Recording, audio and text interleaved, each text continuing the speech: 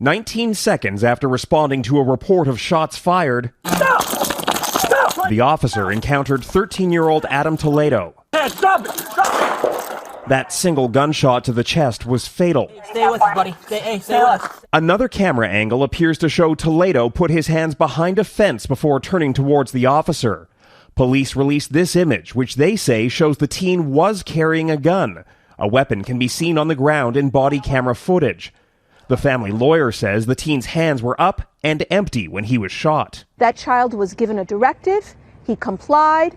He surrendered. He turned to the officer with his hands up, and then he was shot. Overnight, protesters took to the streets of Chicago demanding reform. We demand justice. While in Minneapolis, where the community is still reeling from the police shooting of Dante Wright, families demanded accountability. How do you keep having murder after murder? We don't have time to recover. Across North America, policing is under the microscope like never before. Law enforcement officers are human beings. They can make mistakes. They're rapid cognition mistakes often. Steve Somerville is a retired Toronto police officer and an expert in use of force and de-escalation.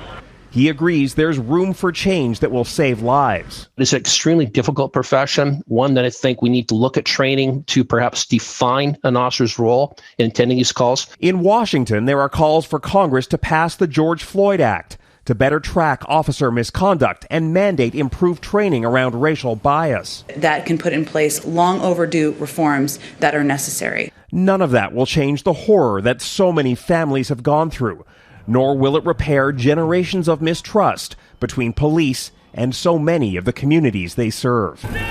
Jackson Proskow, Global News, Washington.